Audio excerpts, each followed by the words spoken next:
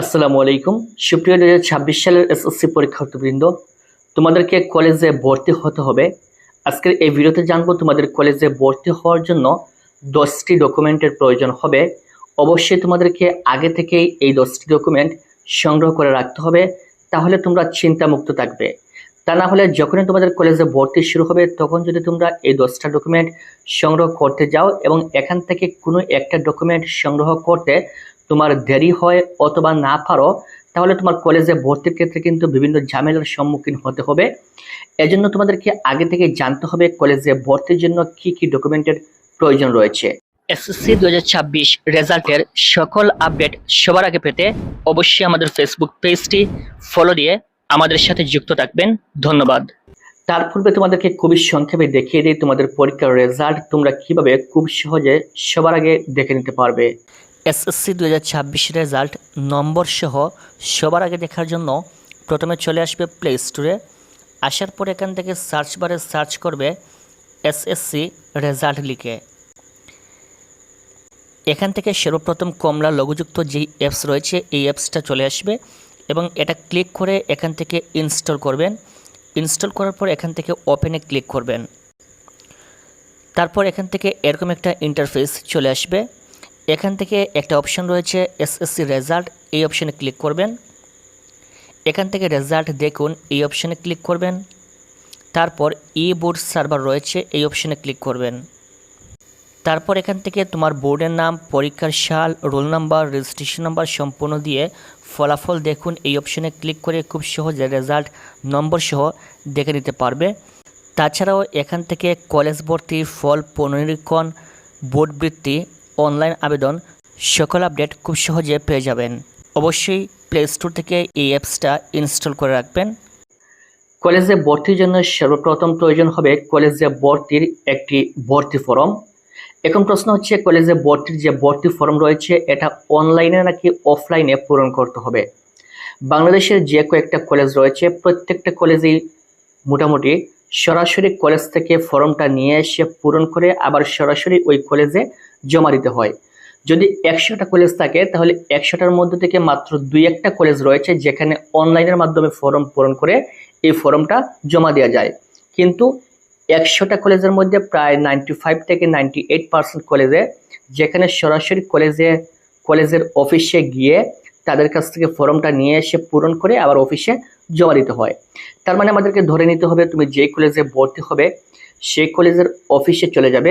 অফিসে গিয়ে বলবে যে আমি কলেজে ভর্তি হব, তখন তারা তোমাকে একটি ফর্ম দিবে এবং এই ফর্মটা তুমি চাইলে জায়গায় বসে পূরণ করে তাদেরকে জমা দিতে পারো, অথবা তুমি এটা বাড়িতে নিয়ে এসে পরের দিন এটা পূরণ করে জমা দিতে পারো। তার মানে 1 নম্বরের প্রয়োজন হবে আমাদের কলেজে ভর্তির জন্য একটি ভর্তি ফর্ম। 2 নম্বরের প্রয়োজন হবে তোমার এসএসসি পরীক্ষার যে অ্যাডমিট কার্ড রয়েছে এই অ্যাডমিট কার্ডের ফটোকপি প্রয়োজন হবে। তুমি যখন এসএসসি পরীক্ষা দিতে গিয়েছিলে তখন তোমার কাছে কিন্তু একটা অ্যাডমিট কার্ড ছিল আর একটা রেজিস্ট্রেশন কার্ড ছিল। এই অ্যাডমিট কার্ডের ফটোকপি প্রয়োজন হবে, মেইন কপি কিন্তু কখনো দিবেন না, এটার ফটোকপি দিবেন। 3 নম্বরে এসএসসি পরীক্ষার রেজিস্ট্রেশন কার্ড।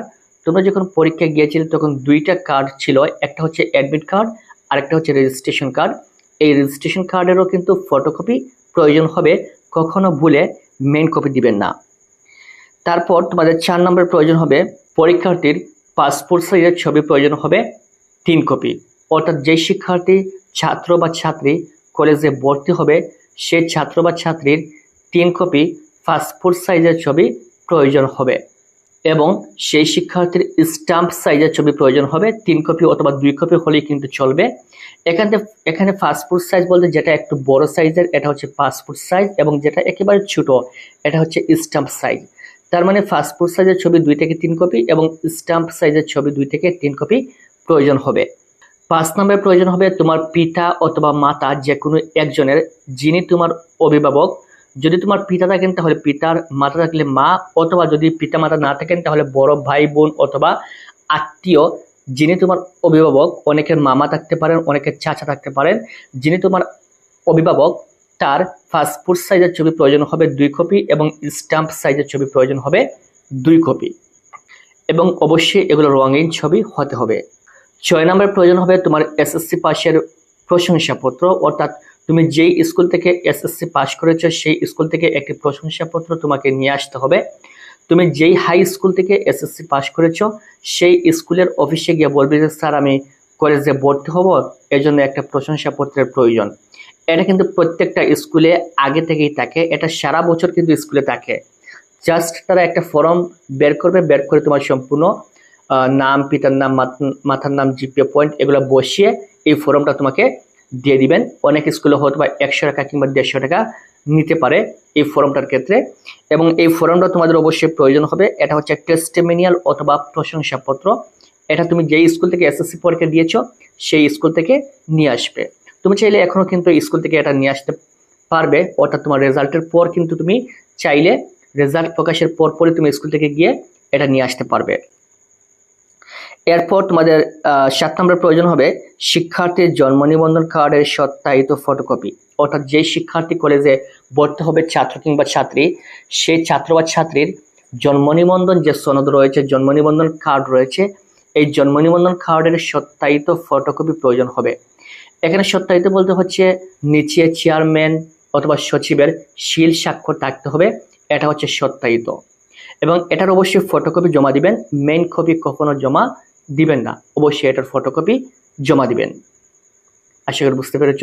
এবং তোমাদের যাদের এখনো পর্যন্ত জন্ম নিবন্ধন ইংরেজি করা নেই, তোমরা জন্ম নিবন্ধন এই রেজাল্ট প্রকাশের আগে আগে তোমরা জন্ম নিবন্ধনটা ইংরেজি করে নিবে, কারণ রেজাল্ট প্রকাশের পর কিন্তু তোমরা এটা ইংরেজি করতে পারবে না, এই সময়টুকু তোমরা পাবে না। এজন্য তোমাদের কলেজ ভর্তির আগে তোমরা যদি পারো, তোমাদের জন্ম নিবন্ধন ইংরেজি করা না থাকে, তাহলে তোমরা এই সময়ের মধ্যে জন্ম নিবন্ধন ইংরেজি করে নিবে। এবং অনেকের কিন্তু অলরেডি ইংরেজি করা রয়েছে, তোমাদের টেনশনের কোনো কারণ নেই। অনেক ক্ষেত্রে কিন্তু ঝামেলা হতে পারে, যদি তোমার ইংরেজি করা না থাকে তারপর তোমাকে কলেজে ভর্তি করাবে, তবে এক্ষেত্রে তোমার ঝামেলার সম্মুখীন হতে হবে হয়তোবা। এজন্য সবচেয়ে বেশি সেভ হবে যদি তুমি এই জন্ম নিবন্ধনটা ইংরেজি করে তারপরে এটা নিয়ে জমা দাও। এরপর দেখি আমরা 8 নম্বরের কি প্রয়োজন হবে। 8 নম্বর হচ্ছে তোমার পিতা অথবা মাতার যিনি অভিভাবক, উনার এনআইডি কার্ডের ফটোকপি প্রয়োজন হবে। যে ভোটার কার্ড রয়েছে, national ID card, NID card, এই এনআইডি কার্ডের ফটোকপি প্রয়োজন হবে এবং এটা সত্যায়িত থাকতে হবে। অর্থাৎ ফটোকপিটা বের করার পর যার এটার ফটোকপি তার স্বাক্ষরটা নিচে দিয়ে নেবেন, তাহলে এটা সত্যায়িত হয়ে যাবে। সবশেষে 9 নম্বরের প্রয়োজন হবে এসএসসি পাসের মূল মার্কশিট। এটা কিন্তু তোমরা সাথে সাথে পাবে না, এটা অনেক দেরিতে আসে। অর্থাৎ তোমাদের কলেজে ভর্তি যেদিন হবে তুমি এর 2-4 দিন পূর্বে হয়তো বা তোমার স্কুলে আসবে এই মূল মার্কশিট।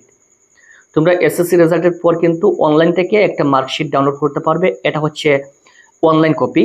কিন্তু মূল যে মার্কশিট এটা সরাসরি শিক্ষা বোর্ড থেকে প্রত্যেকটা স্কুলে আসে। এক্ষেত্রে তোমাদের কলেজে ভর্তি যখন শুরু হবে এর 4 থেকে 5 দিন পূর্বে তোমাদের স্কুলে আসবে। অর্থাৎ আনুমানিক তোমাদের রেজাল্ট প্রকাশের 15 থেকে 20 দিন পর কিন্তু তোমাদের কি হয়, স্কুলে এই মূল মার্কশিট আসে। এক্ষেত্রে অনেক সময় অনেক স্কুলে একটু দেরি হতে পারে এই মূল মার্কশিটটা আসতে, তবে রেজাল্ট প্রকাশের পর 15 থেকে 20 দিনের মধ্যে বেশিরভাগ সময় কিন্তু এই মূল মার্কশিট চলে আসে। এবং যখনই প্রত্যেকটা স্কুলে এই মূল মার্কশিট তারা শিক্ষা বোর্ড থেকে পাঠাবে, তারা অবশ্যই নোটিশের মাধ্যমে জানিয়ে দিবে। আমরাও তোমাদেরকে অবশ্যই নোটিশের মাধ্যমে জানিয়ে দিব যে তোমাদের স্কুলে এই মূল মার্কশিট পাঠিয়ে দেওয়া হয়েছে, এবং তখন তোমরা সাথে সাথে স্কুল থেকে এই মূল মার্কশিট নিয়ে আসতে পারবে। আশা করি বুঝতে পেরেছ। মূলত আনুমানিক তোমাদের এই 9টা ডকুমেন্ট প্রয়োজন হবে তোমাদের কলেজে ভর্তির জন্য, এবং তোমাদের কলেজে ভর্তির সম্পূর্ণ কার্যক্রম কিন্তু অনলাইনে হবে। এসএসসি 2026 রেজাল্টের সকল আপডেট সবার আগে পেতে অবশ্যই আমাদের ইউটিউব চ্যানেলটি সাবস্ক্রাইব করে রাখবেন। Thank you so much. যারা নতুন রয়েছে আমাদের ফেসবুক এসএসসি 2026 রেজাল্টের সকল আপডেট সবার আগে পেতে অবশ্যই আমাদের ইউটিউব চ্যানেলটি সাবস্ক্রাইব করে রাখবেন। Thank you so much.